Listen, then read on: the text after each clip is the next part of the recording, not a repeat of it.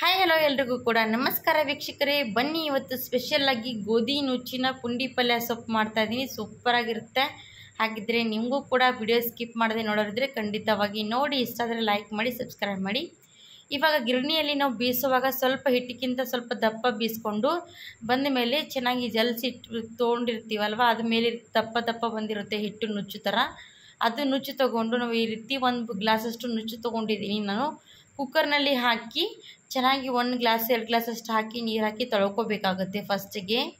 ಇಲ್ಲಾಂದರೆ ನಿಮ್ಮಲ್ಲಿ ಗೋಧಿ ನುಚ್ಚು ಇಲ್ಲದೇ ಇದ್ದರೂ ಏನಂದರೆ ಚಚ್ಕ ಮಾಡೋವಂಥ ರವೆ ಇರುತ್ತಲ್ವ, ಅದು ಕೂಡ ತೊಗೋಬೋದು. ಅದರಲ್ಲಿ ಕೂಡ 2 ಥರ ಸಿಗುತ್ತೆ. ಸ್ವಲ್ಪ ದಪ್ಪ ಕೂಡ ಸಿಗುತ್ತೆ, ಸ್ವಲ್ಪ ಸಣ್ಣ ಕೂಡ ಸಿಗುತ್ತೆ.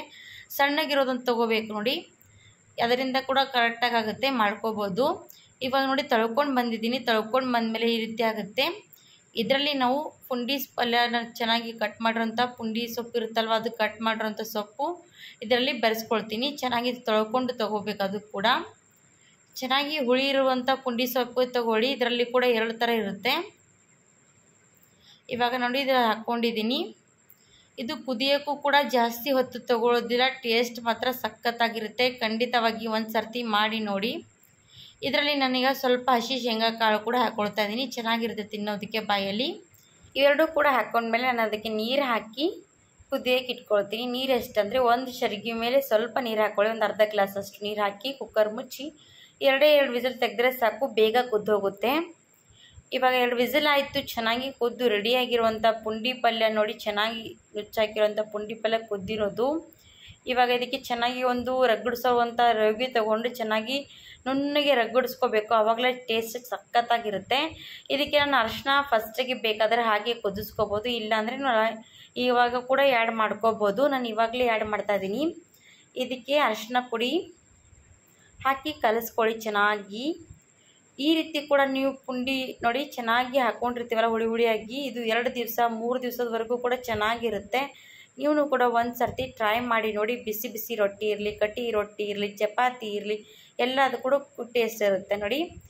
ಇವಾಗ ನಾನು ಅರಿಶಿನ ಪುಡಿ ಹಾಕಿದ ಮೇಲೆ ನಾನು ಅದಕ್ಕೆ ಹಸಿ ಖಾರ ಕೊಟ್ಟಿರುವಂಥ ಹುರಿದು ಮೆಣಸಿನ್ಕಾಯಿ ಹಸಿ ಖಾರ ಕೊಟ್ಟಿರುವಂಥ ಅದು ಕೂಡ ಇದರಲ್ಲಿ ಹಾಕ್ಕೊಳ್ತಾ ಇದ್ದೀನಿ. ಖಾರ ನೋಡಿ ಹಾಕ್ಕೊಳ್ಳಿ, ಬಾಯಿಗೆ ಒಬ್ರಿಗೆ ಎಷ್ಟು ಬೇಕಾಗುತ್ತೆ ಅಷ್ಟು ಹಾಕ್ಕೋಬೋದು. ಇವಾಗ ನಾನು ಹಸಿ ಬೆಳ್ಳುಳ್ಳಿ ಚೆನ್ನಾಗಿ ಸುಲಿದು ಬೆಳ್ಳುಳ್ಳಿ ಕೊಟ್ಟಿರುವಂಥ ಬೆಳ್ಳುಳ್ಳಿ ಪೇಸ್ಟ್ ಕೂಡ ಇದರಲ್ಲಿ ಆ್ಯಡ್ ಮಾಡ್ಕೋಬೇಕು. ಇವಾಗ ಇದೆಲ್ಲ ಹಾಕ್ಕೊಂಡ್ಮೇಲೆ 1 ಸ್ಪೂನಷ್ಟು ಎಣ್ಣೆ ಹಾಕಿ ಮತ್ತು ರುಚಿಗೆ ಎಷ್ಟು ಬೇಕಾಗುತ್ತೆ ಅಷ್ಟು ಉಪ್ಪು ಹಾಕಿ ಮತ್ತೊಂದು ಸರ್ತಿ ಎಲ್ಲ ಕೂಡ ಚೆನ್ನಾಗಿ ಮಿಕ್ಸ್ ಮಾಡ್ಕೋಬೇಕು. ಹಸಿ ಖಾರ ಚೆನ್ನಾಗಿ ಹುರಿದು ಮೆಣಸಿನ್ಕಾಯಿ ಕುಟ್ಕೊಂಡು ತೊಗೊಬೇಡಿ, ಯಾಕಂದರೆ ಹಸಿ ಖಾರ ಚೆನ್ನಾಗಿ ಟೇಸ್ಟ್ ಇದ್ದರೆ ಅದು ಕೂಡ ರುಚಿ ಚೆನ್ನಾಗಿರುತ್ತೆ.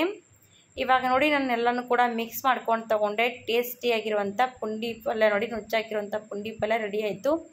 ನೀವು ಕೂಡ ಒಂದು ಸರ್ತಿ ಈ ರೀತಿ ಟ್ರೈ ಮಾಡಿ ನೋಡಿ, ತಿಂದು ನೋಡಿ, ಗೊತ್ತಾಗುತ್ತೆ. ಉತ್ತರ ಕರ್ನಾಟಕ ರೆಸಿಪಿ ಎದರಲ್ಲಿ ಕಡಿಮೆ ಇರುತ್ತೆ ಹೇಳಿ ವೀಕ್ಷಕರೇ. ಹಾಗಿದ್ರೆ ನೀವು ಕೂಡ ಟ್ರೈ ಮಾಡಿ ನೋಡಿ. ಬಿಸಿ ಬಿಸಿ ರೊಟ್ಟಿಗೆ ನಾನು ಸರ್ವ್ ಮಾಡಿಕೊಂಡು ತಿಂತಾಯಿದ್ದೀನಿ. ನಿಮಗೂ ಕೂಡ ಈ ರೆಸಿಪಿ ಇಷ್ಟ ಆದರೆ ಮನೆಯಲ್ಲಿ ಮಾಡಿ ನೋಡಿ. ಇಷ್ಟ ಆದರೆ ಕಮೆಂಟ್ಸ್ ಮಾಡಿ ಹೇಳಿ ಅಂತ ಕೇಳ್ಕೊಳ್ತೀನಿ. ಹಾಗಿದ್ರೆ ಇವತ್ತಿನ ವಿಡಿಯೋ ನಾನು ಇಲ್ಲಿಗೆ ಎಂಡ್ ಮಾಡ್ತಾ ಇದ್ದೀನಿ. ಮತ್ತೊಂದು ವಿಡಿಯೋ ಜೊತೆಗೆ ಮತ್ತೊಂದು ಸರ್ತಿ ಸಿಗೋಣ. ಅಲ್ಲಿವರೆಗೂ ನಮ್ಮ ವಿಡಿಯೋಗಾಗಿ ಕಾಯ್ತಾಯಿರಿ. ನಮ್ಮ ವಿಡಿಯೋಕ್ಕೂ ಕೂಡ ನಿಮ್ಗೆ ಇಷ್ಟ ಆಗ್ತದೆ, ನೀವು ಕೂಡ ಫ್ಯಾಮಿಲಿಯನ್ನು ಶೇರ್ ಮಾಡ್ಬೋದು. ಅವರು ಕೂಡ ನೋಡಿ ಇಷ್ಟಪಟ್ಟು ಮಾಡ್ಕೊಂಡು ತಿನ್ಬೋದು ಅಂತ ಕೇಳ್ಕೊತೀನಿ. ಇವತ್ತಿನ ರೆಸಿಪಿ ಇಷ್ಟರಲ್ಲಿ ಮುಗಿಸ್ತೀನಿ. ಮತ್ತೊಂದು ರೆಸಿಪಿ ಮತ್ತೊಂದು ಥರ ಸ್ಪೆಷಲಾಗಿ ತೊಗೊಂಡು ಬರ್ತೀನಿ. ಅಲ್ಲಿವರೆಗೂ ನಮ್ಮ ವಿಡಿಯೋಗಾಗಿ ಕಾಯ್ತಾಯಿರಿ. Thank you for watching. Bye bye.